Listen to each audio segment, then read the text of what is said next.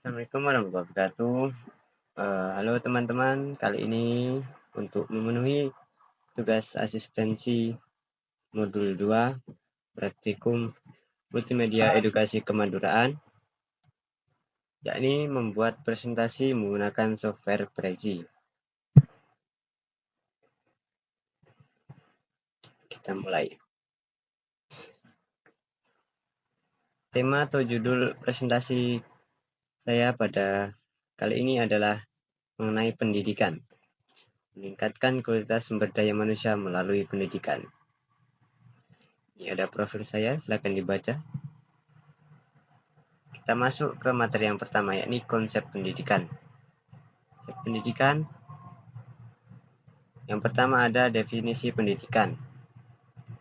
Pendidikan merupakan proses pembelajaran yang bertujuan untuk mengembangkan potensi individu secara menyeluruh, termasuk aspek intelektual, emosional, dan sosial. Melalui pendidikan, individu yang diharapkan menjadi anggota masyarakat yang produktif dan berdaya saing. Yang kedua, tujuan pendidikan. Tujuan pendidikan meliputi pengembangan pengetahuan, keterampilan, dan sikap positif. Pendidikan bertujuan untuk mempersiapkan individu agar beradaptasi dengan perubahan sosial dan teknologi di masyarakat. Yang ketiga, ada jenis-jenis pendidikan. Pendidikan dibedakan menjadi beberapa jenis, antara lain pendidikan formal, non-formal, dan informal. Masing-masing jenis memiliki karakteristik dan tujuan yang berbeda, namun saling melengkapi dalam proses pembelajaran. Selanjutnya, peran pendidikan dalam masyarakat. Pendidikan berperan penting dalam membentuk budaya, nilai, dan norma dalam masyarakat. Melalui pendidikan, masyarakat dapat berkembang, berinovasi, dan menciptakan kesejahteraan bersama. Pendidikan formal versus informal. Pendidikan formal berlangsung dalam lembaga pendidikan yang terstruktur, sedangkan pendidikan informal terjadi di luar lembaga terstruktur. Kedua jenis pendidikan ini memiliki nilai dalam pembelajaran Lebenslang atau pembelajaran sepanjang hayat. Pendidikan dalam keluarga.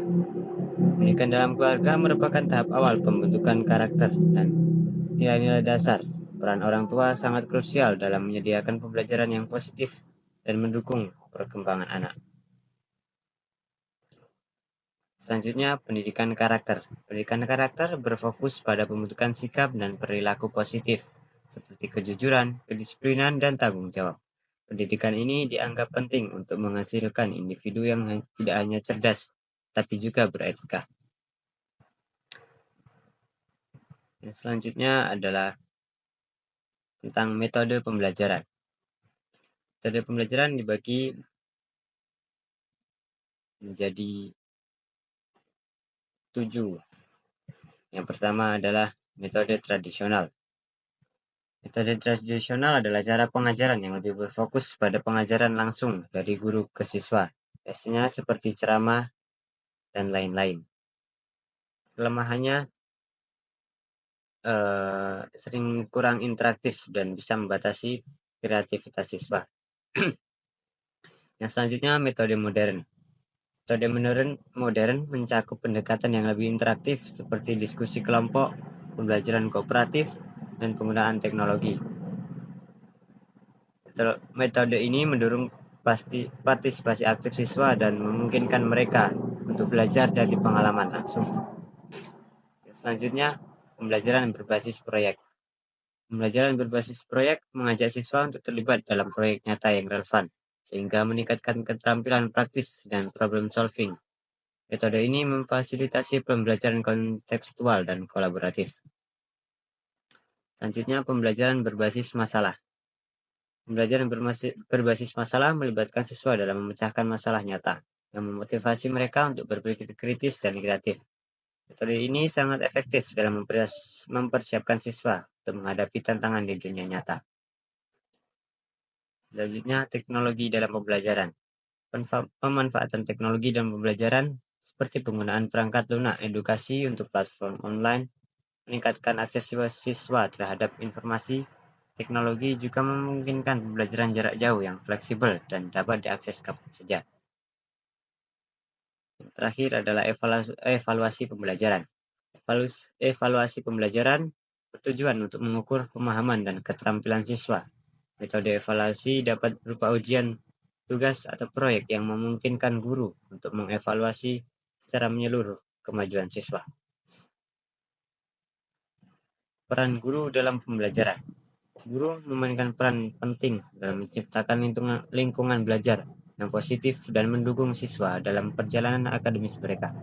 Mereka juga bukan hanya pengajar, tapi juga mentor dan fasilitator dalam proses pembelajaran. Tips selanjutnya yakni tantangan dan solusi dalam pendidikan. Tantangan yang pertama yakni tantangan pendidikan di era digital. Di era digital, pendidikan harus beradaptasi dengan teknologi yang berkembang pesat. Hal ini menciptakan tantangan dalam kurikulum dan metode pengajaran, di mana guru dan siswa perlu menguasai alat digital untuk efektivitas pembelajaran. Pendidikan. Akses terhadap pendidikan masih menjadi masalah di banyak daerah, terutama di daerah terpencil dan kurang berkembang. Masalah ini termasuk kekurangan fasilitas, kurangnya tenaga pengajar, dan kesulitan transportasi.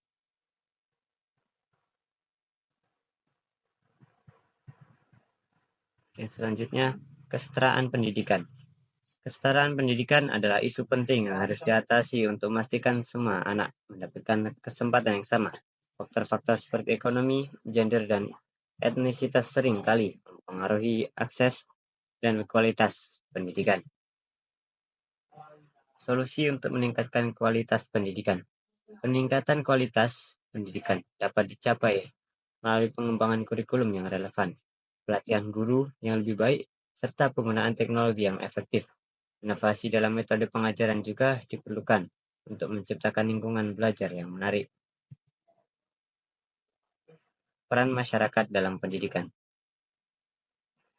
Masyarakat memiliki peran penting dalam mendukung pendidikan, mulai dari relevan hingga membentuk kelompok pendukung sekolah. Keterlibatan masyarakat dapat meningkatkan kualitas pendidikan dan memastikan ketercapaian anggaran yang ada.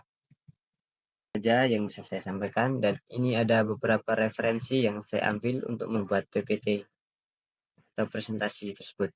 Yang pertama yakni Pilar HR 2012, Manajemen Pendidikan Nasional, Kajian Pendidikan Masa Depan, Jakarta, Ririka Cipta. Yang kedua Mulyasa E 2013, Manajemen Berbasis Sekolah, Konsep Strategi dan Implementasi Jakarta, PT Bumi Aksara.